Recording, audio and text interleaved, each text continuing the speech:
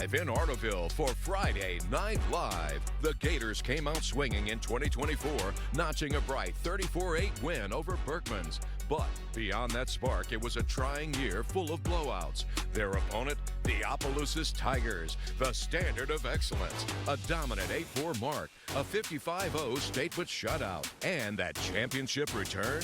This is your powerhouse. This is resilience versus pedigree, a battle brewing under the lights. The Arteville Gators take on the Opelousas Tigers, and it all kicks off right now on Friday Night Live.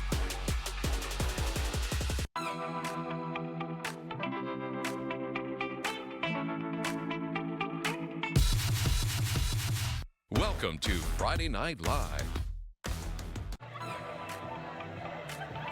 It's time for Friday Night Live on KATC. Good evening. Welcome to Week 10, our final Friday Night Live of the season. I'm Jasmine Thibodeau. And I'm Jamarcus Fitzpatrick. It's absolutely electric here with all the atmosphere. It's going to be a fun one. And I'm meteorologist Rob Perillo. Beautiful weather to finish out the week.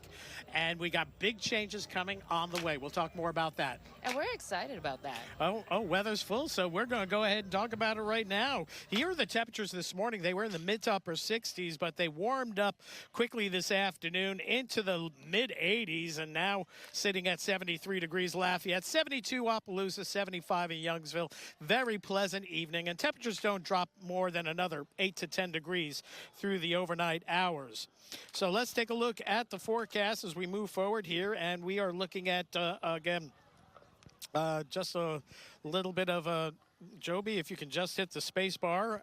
The graphics aren't working here. There we go. And again, wow. A little bit of a delay here on my weather system out here, but we are looking at temperatures dropping down into the mid-60s overnight tonight. Look out for some fog. And then for tomorrow, it's going to be like today, another warm one. Temperatures top out in the low to mid-80s. Rain chances very scant, maybe some mist in the morning, maybe an isolated shower tomorrow evening. We do have that cold front on the way. That comes in late tomorrow night, early Sunday. We're going to go from nearly summer to almost winter this weekend. We'll talk more about that and have the complete True View forecast coming up in just a bit.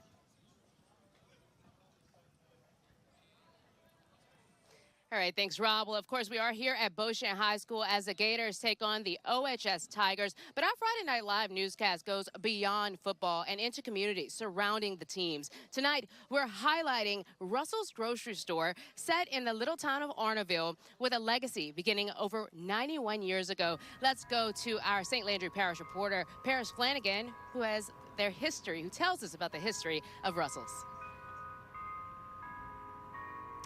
That's right, Jasmine. Here in the small town of Arteville, Russell's Grocery Store, which has been a part of the town for 90 years, is celebrating more than just business, but also family.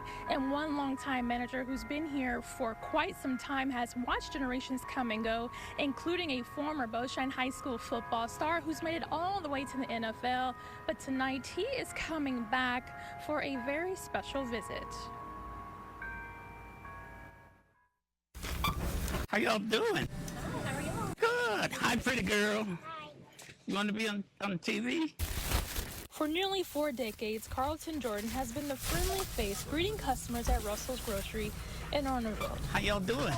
A store that has been a part of this community for 90 years. Russell's first opened its doors back in 1935, and for generations, it's been more than just a grocery store. You have a great day. Oh, it means everything. It's coming back. A lot of them, it's like coming back home if they come to visit. And you love it here. I love it. I love it. I've been here. We like family. That small town connection runs deep, especially with nearby Beau High School. Russell's has long supported the school's football team, feeding players, cheering them on, and celebrating their wins. They really love the food from over here. But for Carlton, one player will always stand out. Keith Thibodeau. A former Beau High School football player who was drafted to the NFL in 1997. Carlton says Thibodeau is like a son to him, being that Keith and his son were close friends back in the day. He's coming back home to be honored. The school wants him to come in, and he's going to be here tonight to get honored. Showing that from right here in, this small community that no matter where you're from, you can do great things. As Russell's mark 90 years of serving the community and Carlton cheers on one of his own, it's a celebration of roots, relationships, and the people who keep Honorville's spirit alive.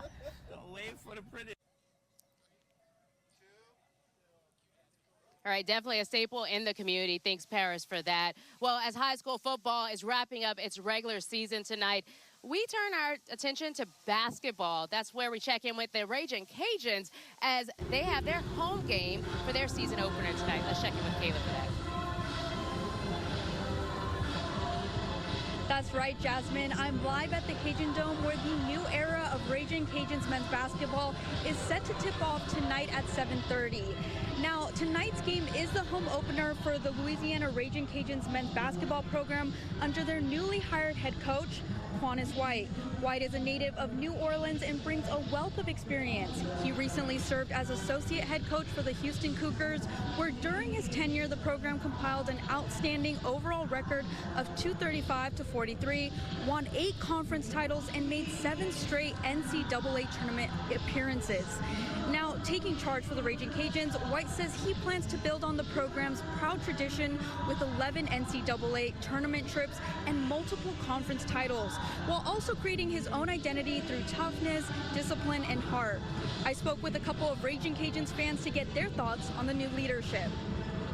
We just have to see how it goes. We're excited to see what he brings to the program and how he contributes to UL. I think he brings a good new energy. I mean, team feels like a family already, just from what I've seen, so I think this will be a good season. But he's not only bringing a new energy to the Cajun Dome, but also campus. Earlier today, Coach White shared photos on Instagram of him handing out donuts to students, a move that showed he's ready to connect both on and off the court. And I'll have more on tonight's home opener with the new head coach later tonight. Reporting in Lafayette, I'm Kelly Quintero with KTC TV3. All right, thanks, Kayla. We'll definitely can't wait to catch a game there. Well, we're here in St. Landry Parish, but we can't forget about our neighbors across Acadiana. Let's take a look at neighborhood news. I'm Christina Mondragon, your Lafayette Parish reporter. According to our weather experts, a cold front is expected to move through the area, bringing the first real chill of the season. The Scott Fire Department says they see a rise in house fires this time of year, many caused by not properly cleaning chimneys or overloaded outlets. We just want to remind people, prepare today for the first significant cool snap that we're going to have of the season. Get ready today so you can protect your family tomorrow. Fire officials recommend burning only dry seasoned wood and having your fireplace inspected before use. And if you're using space heaters, only plug them directly into an outlet. Keep them 3 feet away from anything that could burn and never leave them unattended. The Scott Fire Department also offers free smoke detectors, and they'll even install them at no cost to keep your family safe. In St. Landry Parish, the 31st Annual Holy Ghost Catholic Church Creole Festival is underway in Opelousas. The festival grounds opened at 4 p.m. and Gospel Night will continue until 8 tonight. What can people expect at this year's Creole Fest? Lots of fun, good traditional food, definitely. We will have 3,000 pies to start off on Friday, and they'll bake all weekend. Boudin, crackling, and then we have all of the booths are going to be open on Saturday and Sunday. Tomorrow's festivities begin with a 5K and 1 mile fun run walk at 8 a.m., followed by the Creole Festival Parade, which rolls at 11. And going into the weekend, it's going to almost feel like summer, but coming out of the weekend, feeling like winter. We'll have the details coming up right after the break.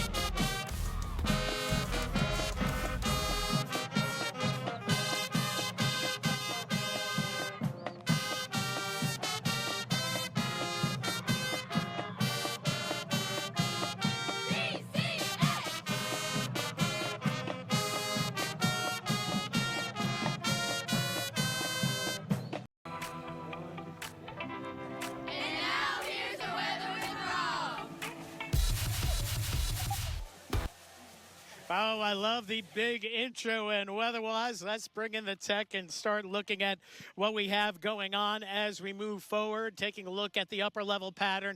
That is the key as we get into the fall and winter months, is looking where these next upper level systems are. And sure enough, we got this one system way up here. That's right on the Canadian-U.S. border. That's going to open up the door for Canadian air to invade and dominate much of the eastern U.S. Sunday, Monday, and Tuesday. But this is going to be a short-lived, glancing blow of colder air for Acadiana. As we look at the big picture across the U.S., you can see there's some severe weather ongoing across portions of Tennessee, but we're not going to see any storms here locally. It's pretty quiet. And bringing up the Doppler radars, you can see locally we are picking up on some shower activity, mainly south of the Mobile area, and then points farther to the east. Locally, here we are again in Acadiana. Just want to give you a little geography lesson. We're in St. Landry Parish. We're by the Frozard area, which is kind of halfway between Grand Coteau and Arnaudville. So that's exactly where we are. So you can see beautiful weather out here, farm country, and mosquitoes, by the way, too, out here this evening. So let's take a look at the forecast as we move forward. And we are looking at partly cloudy skies overnight tonight. Fog is a problem in the near term, so we'll be watching that. Temperatures stay mild, mid to upper 60s to near 70 through daybreak. Tomorrow, mostly sunny and warm, breezy southwesterly winds. Temperatures warm into the low to mid 80s. And then tomorrow night, we'll be watching for that front that's going to be pushing on through. On this particular model, on the graph model, we're thinking right around midnight. The key is to watch your winds in that top right corner. They're shifting west-southwesterly, west-northwesterly, then they turn northerly. It's going to be a windy day on Sunday, by the way. Temperatures start out near 60 with gusty winds in the 25 to 35 mile per hour range. And then as we head into the afternoon, still 60s, but there's going to be a nip in the air. And then as we head into tomorrow evening, Sunday evening, Monday morning, we're going to see temperatures getting down into the upper 30s more than likely. So here are the temperatures for tomorrow. We get into the mid 80s tomorrow afternoon. This is the graph model, which sometimes is a little too flashy. It's a little too hot, sometimes a little too cool. As we head into Sunday, we're going to be in the 60s for sure. But watch what happens as we go into Sunday night. Temperatures dropping. I think it's going to be closer to the upper 30s, lower 40s. But nonetheless, we'll be looking at, again, pretty chilly conditions. And we're not going to have a frost. Maybe a light freeze for Alexandria come Sunday night, Monday morning. But the coldest night is going to be Monday night, Tuesday morning with light winds. That's when frost may take hold. The other issue is fog. Notice the miles going for heavier fog over toward the basin and then back to the west of us in Acadiana, not seeing a whole lot of fog, but conditions are ripe for fog tonight. We're probably going to see a dense fog advisory for some portions of Acadia through the overnight hours at some point. 64 is the low tonight. Tomorrow we'll go with about 83, 84 for the projected high, maybe even 85 degrees. Records this time of year are about upper 80s, so pretty as warm as you get. Notice we'll have that fog layer going to clouds and then mostly sunny by late in the day. And as we get into that 10-day forecast, we're looking at big changes just in those first 3 days. 84 ending on 39, but the coldest day is going to be Monday. We don't get out of the 50s on Monday. That's jacket and sweater weather. And then as we head into Monday night, Tuesday morning, that's when we'll be looking at the potential for our first frost. After that, a big warm up. And again, it's not going to be a pipe busting cold, just a little bit of a winter chill to remind us, after all, it is November. That's it for weather for now. Now over to Jamarcus. Thanks so much, Rob. The weather is feeling really, really good out here. And we've got some high school football games that are pretty big, especially some district championships that we have to talk about right after this. But first, ladies, talk to me. Get about that beat. What you know about that gangsta beat? Gangsta beat. We got that beat to make you get about your feet. That blue, that orange, that blue, that orange, that blue, that orange, that orange. And now it's time for sports with Jamarcus.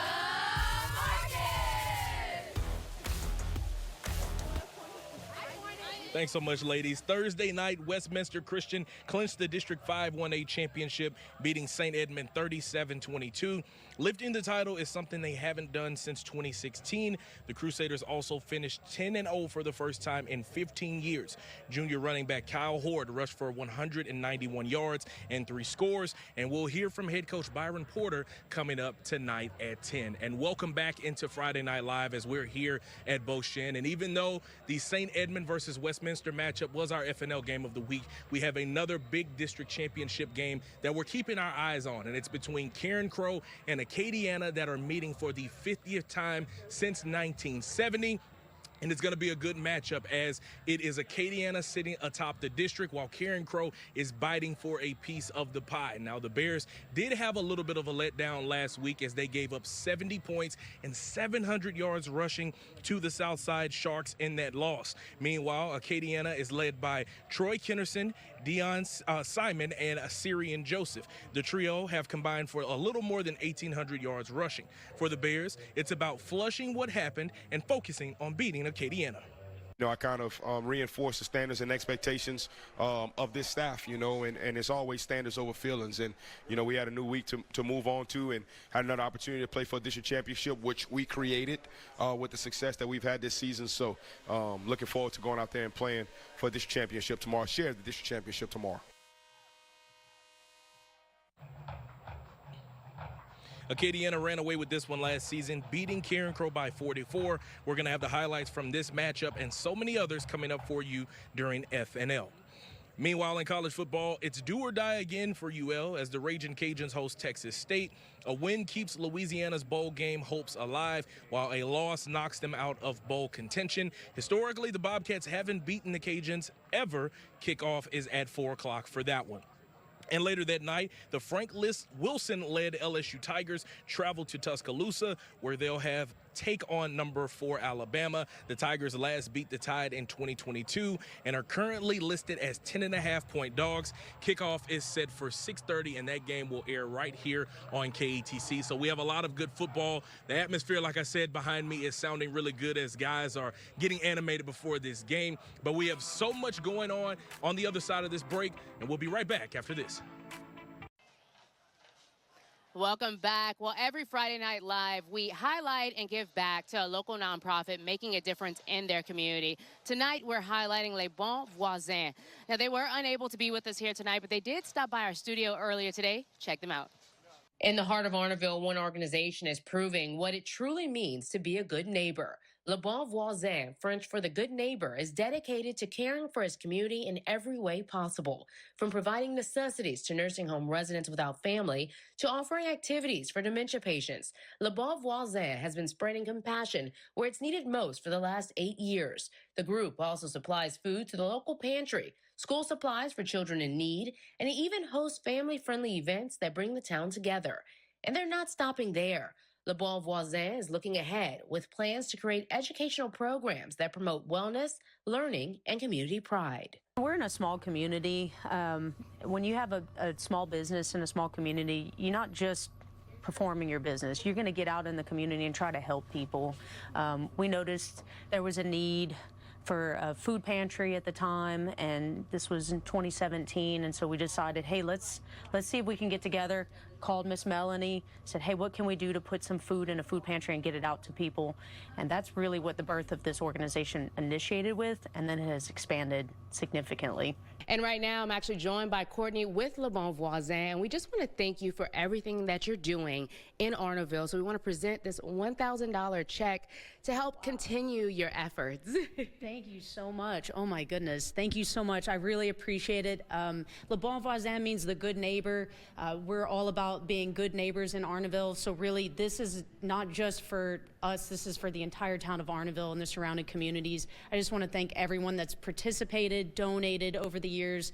This is for us, and it's going to go right back in the community where we started it all over. So thank you so much. We really appreciate it. Awesome. Well, we're glad to help y'all continue to do what y'all are doing. Thank you. All right. We'll be right back after this break. Last look at that 10-day forecast. It's going to be mild tonight. Look out for fog in the morning. Then for tomorrow, warm one for sure.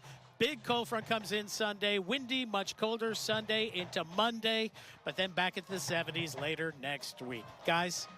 Well, it's been an amazing night tonight. It feels good. The energy has been great. And you know what, guys? This is our final FNL, so let's let the band and the dancers take us away. Sounds like a plan. 1, 2, ready, hey.